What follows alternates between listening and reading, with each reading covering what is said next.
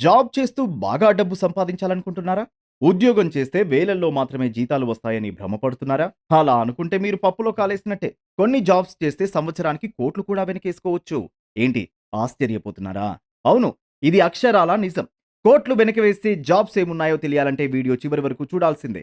ప్రస్తుతం ప్రపంచాన్ని నడిపిస్తుంది డబ్బే అని చాలా మంది ఒపీనియన్. చాలా మంది చదువుతుంది డబ్బు కోసమే. మెజారిటీ వర్గం పనిచేస్తుంది ఎక్కువ డబ్బులు సంపాదించడానికే.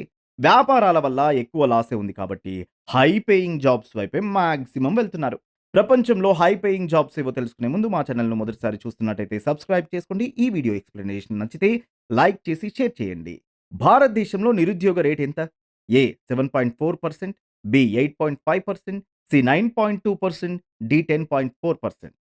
ఉద్యోగం చేస్తే వేలల్లో మాత్రమే సంపాదించొచ్చని అనుకుంటారు. కానీ కొన్ని జాబ్స్ చేస్తే సంవత్సరానికి కోట్లు కూడా వెనకేసుకోవచ్చు.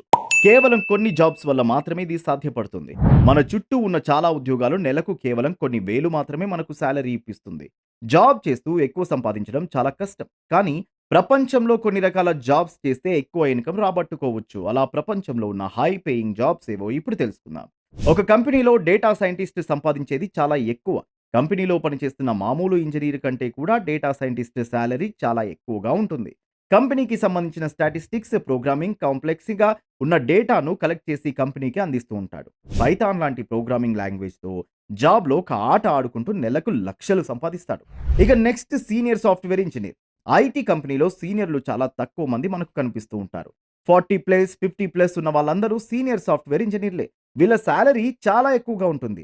Normal fresher software engineer salary ప్యాకేజే 5,00,000 వరకు ఉంటే, ఇక వీరి ప్యాకేజ్ ఎంత ఉంటుందో ఒకసారి ఊహించుకోండి. తరువాత ఇన్వెస్ట్‌మెంట్ బ్యాంకర్ కూడా చాలా ఎర్న్ చేస్తారు. బ్యాంకింగ్ సెక్టార్‌లో వీళ్ళు పనిచేస్తారు. అక్కడ కార్పొరేషన్స్, గవర్నమెంట్స్‌కు సంబంధించిన అతిపెద్ద ట్రాన్సాక్షన్స్ జరుగుతూ ఉంటాయి. వీళ్ళు కొన్ని సందర్భాల్లో ఫైనాన్షియల్ అడ్వైజర్‌లుగా కూడా ఉంటారు. Next company CEO.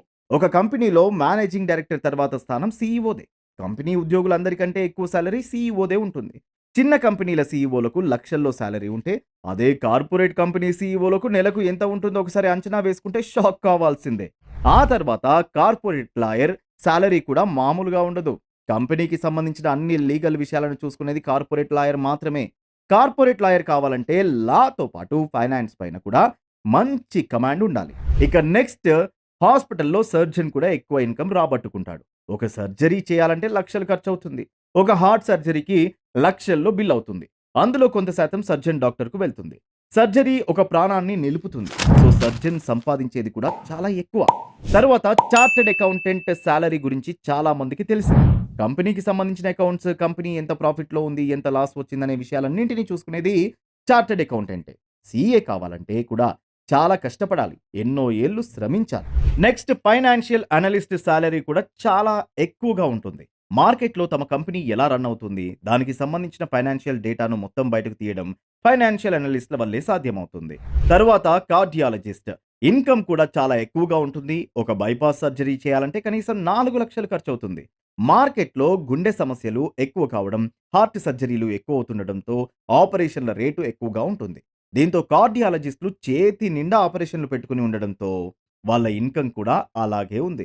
ఇక టాప్ 10 హై సాలరీ జాబ్స్‌లో పెట్రోలియం ఇంజినీర్ సాలరీ కూడా తక్కువేం కాదు. కాస్ట్‌లీయెస్ట్ లిక్విడ్ పెట్రోల్ అన్న విషయం మనకి తెలిసిందే. సముద్ర గర్భంలోంచి క్రూడ్ ఆయిల్‌ని తీసి దాంట్లో నుంచి పెట్రోల్, గ్యాస్‌ను తీయడం వెనుక పెట్రోలియం ఇంజినీర్ల కృషి చాలా ఉంటుంది. వీళ్ళకు పేమెంట్ కూడా అదే రకంగా ఉంటుంది. సో ఫ్రెండ్స్, మీరు కెరీర్ డిసైడ్ చేసుకోవడంలో స్టార్టింగ్ స్టేజ్‌లో ఉంటే గనక మీకు సాలరీ ఇంపార్టెంట్ అనిపిస్తే ఈ టాప్ హై పేయింగ్ జాబ్స్‌ను కెరీర్‌గా ఎంచుకోండి.